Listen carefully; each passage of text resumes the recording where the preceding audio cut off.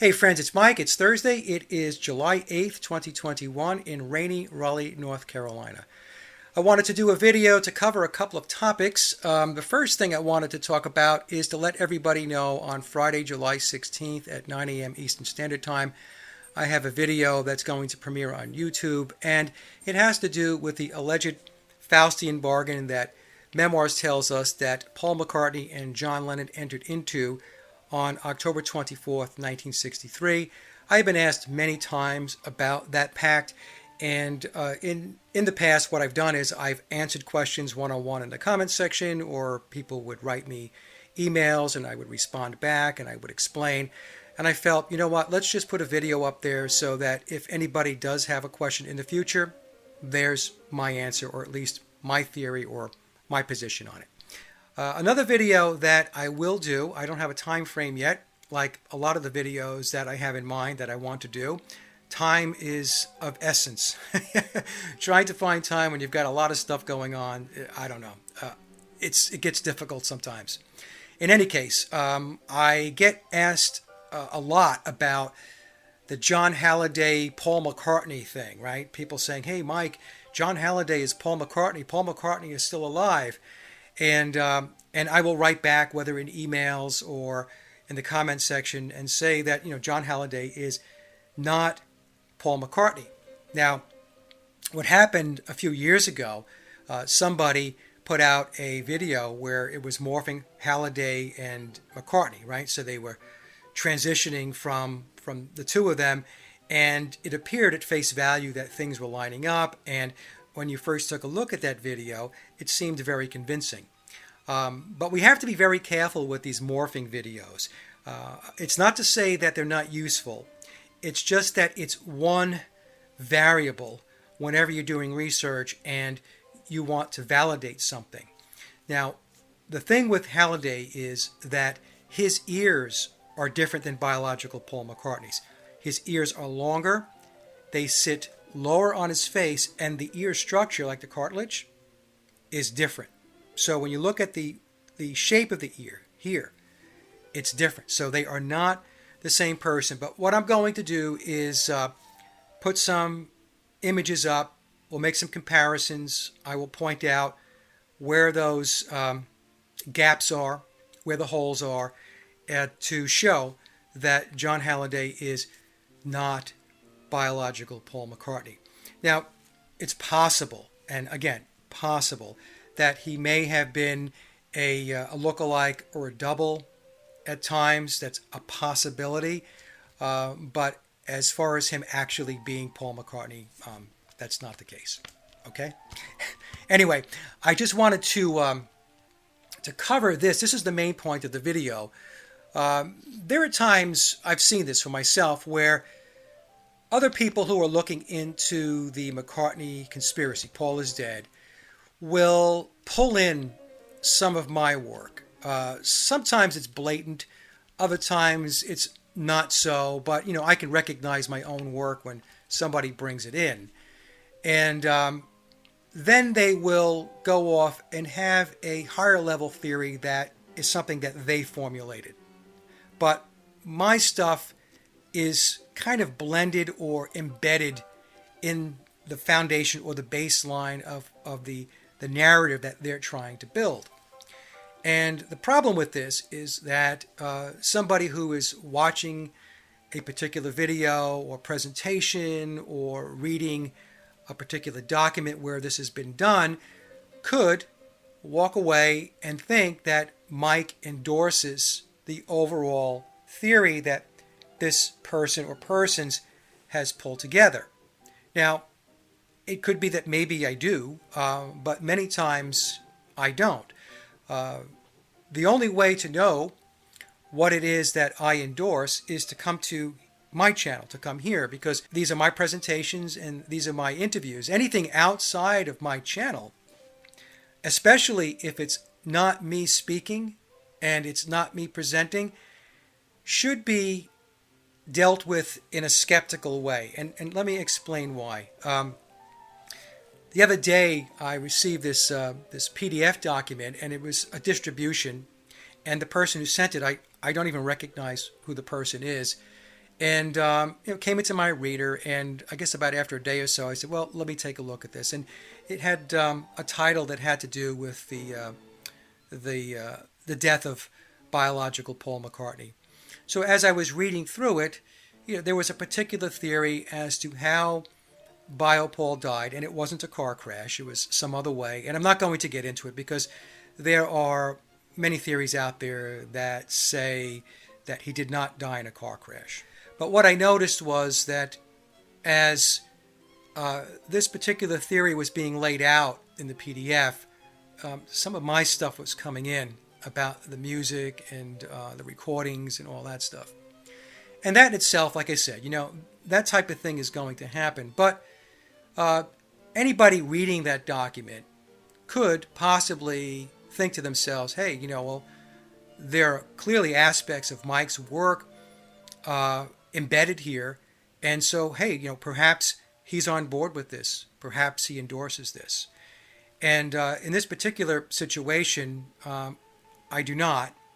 I'm not there. And so the point I'm trying to make is that if you see things like that, just be skeptical.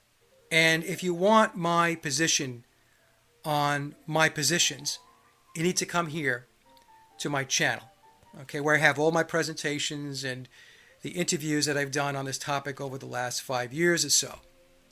And another way that this comes about, aside from this PDF, is on a lot of these Paul is Dead Facebook pages. There are people that will post and make comments and say that Mike believes this, Mike thinks that, Mike said this, Mike said that, when in reality, a lot of what gets posted has no connection to what my positions are. Now, sometimes it's unintentional. In other words, somebody misinterpreted what I presented or misinterpreted what it is I said. And other times it's clearly intentional because there are people out there and, they are in the Paul is Dead community. Like I've always said, this is one of the most toxic topics that you can be in. It's worse than anything else that I have seen and that I have researched. And that's saying a lot because I've been doing this a long time as far as conspiracy and alternative research goes. So, there are people that are trying to undermine my work by intentionally misstating and misquoting me. And a couple of times, I've caught this and I have brought it to the public's attention. Okay, I don't do it very often, but there was one situation I remember going back, I guess about 2 years ago, where somebody said something, and a friend of mine sent me a screen capture of the litany of comments that followed this post, and so I put up on my channel and pointed out that that is not something I ever said. And what happened was very interesting. The response to that, the person who was the admin of that page went into a flurry of, I can't believe you posted this on your YouTube channel, and this is not right. People will know who this person is. And I'm thinking to myself, what are you talking about? What are you talking about? You sound like a nutcase. It's already in the public. This person already put that post up. All of these people commented. People who go to that Paul is Dead Facebook page can see exactly what transpired and what was said. It's not like it's some kind of secretive thing, So it's interesting when, when sometimes you call these people out, and then all of a sudden they're aghast that you did something like that. It's okay for them to attack you. That's perfectly fine, okay? But if you turn around, and I'm not even attacking, I'm just correcting the record. So if you correct the record, all of a sudden, oh my God, and I guess it dawns on them that, your Facebook page might have like, maybe a few hundred people.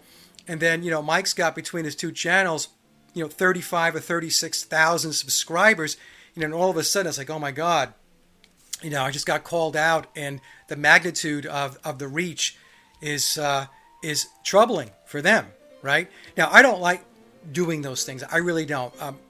I really let a lot of stuff just slide, go over my head. Um, a lot of these folks, they engage in what is referred to as the Streisand effect, right? So they will say, Mike this, Mike that, and don't watch that video. Don't. He's bashing this. He's bashing biological Paul. He's a Paul hater. He's a Beatle hater. He's a fall lover. They go down that whole track, and then what happens is the people that are looking at this litany of nonsense, because there are a lot of good people that go onto these pages, and they're unknowing about the agenda of the people that are the admins that are running this page, right? They have a lot of them are gatekeepers, quite honestly. Okay, that's how I kind of classify them, whether they know it or not. There's a big aspect of what they do that is gatekeeping the official story.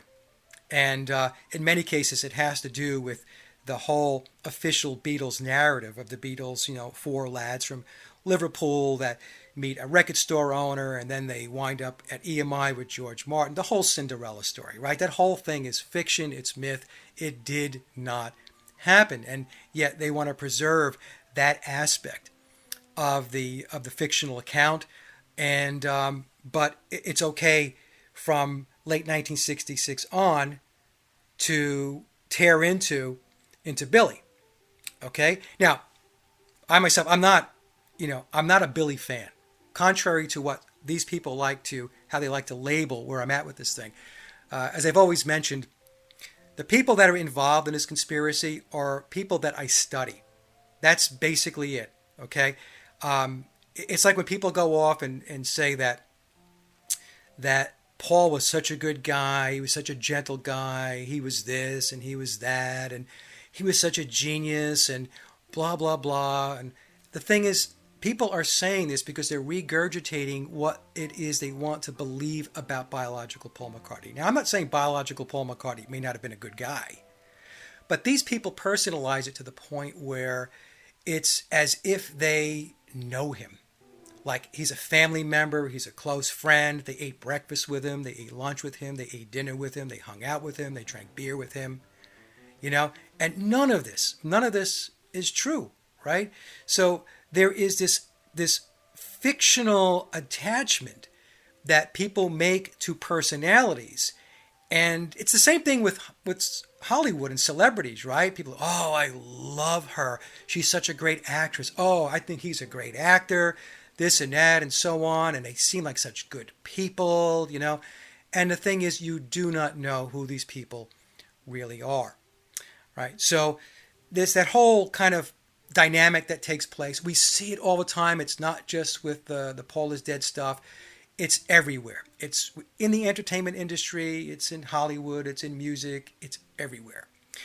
In any case, so going back to like the commenting on these Facebook pages, look, if it's not me saying it and if it's not me posting it, then just take a step back and just pause and say, gee, I wonder is that Mike's position really, and it's the same thing like when this PDF came in, and somebody reading that, like I said, might possibly interpret it as me having some part in it or endorsing it, or and maybe somebody wouldn't, but I could see where somebody could. And so the thing to do, when in doubt, is to come to my channel and here, this is where you're going to get my positions on things. That's it. That's really what I wanted to say. And again, July 16th, Friday, 9 a.m. Eastern Standard Time, we're going to talk about the Faustian bargain. And I have a special clip at the end to kind of drive the point home as far as how it is that this dark stuff can affect somebody, can affect your mind, can affect your life. Okay, it's a clip that goes back years ago. There's a show I used to like to watch called Celebrity Ghost Stories. Many of you may know the series, and there was one particular personality that came on that it struck a chord with me. Because for this person, considering who they are and what their act is as a musician, it raises an eyebrow that they would be the one giving the warning about venturing into things that are dark, venturing into things that you don't understand. And before I end, let me just tell you a story. One of those things that a lot of us played with but did not understand is the Ouija board. And I have told my family, my friends, and anybody I know that starts to talk about the occult and stuff like that, that stay away from things like that. Stay away from the Ouija board. When I was younger, in my teens, my siblings and I would play with the Ouija board. And we didn't know any better. I mean, they're selling these things in toy stores, right? This is occult magic that's being sold in toy stores, like Toys R Us, if they're still around. I have no idea. But in any case, what happened was after we started playing with the Ouija board, and it was working, I mean, it was. At first, we thought it was just a lot of fun, and when the little, whatever they call it, started moving around on the board, I'm looking at my sister and my brother, and, I'm thinking that, they're goofing around and they're moving it, and they're looking at me with this look in their eyes, like their eyes are like wide open, and that's when we all realized that none of us was pushing this thing around the Ouija board, that it was moving on its own. To cut to the chase, what happened was after using the Ouija board, some very negative paranormal activity took place for a number of years. And I'll tell you what, we didn't play with it much either, because after a few times, that's when the paranormal activity kicked up, and, we had the wherewithal to understand that it was that. And so I must have been about 16 years old, 17 years old. And so we got rid of it. And that house that we were in was never the same afterwards. And, none of that stuff takes place today in my life or in my brother or my sister's life. But, at the time, it was something, it was very concerning. All right. So the point being is that you've got to be careful with this stuff. I was going to do a video to talk about this whole piece of the Beatles and the dark occult aspects of it, and to explain that I only go so far with it, because I don't want to spend a lot of time invested in submerging myself in those dark aspects, because it can and it will have an effect on your life. It will have an effect on you mentally, emotionally, physically, and spiritually, right? So my approach to this is to investigate and research enough of it so that I have a pretty good understanding of what went on, in order to create the foundation for the narrative, and then move on. Because like I said, if you constantly keep your head in that stuff, it's not healthy. It's not healthy, So that's why I will only go so far with it. My feeling is that the point has been made, and there's no need for me personally to dig any deeper or to go any further with it. Now, and anybody else that feels like they want to do that, or that they need to do that, or it needs to get done, that's their choice. They can do whatever it is they want to do. But for me personally, nope. Okay, so now that's really it. That's really the end of the video. So you guys have a great day, and we will talk soon.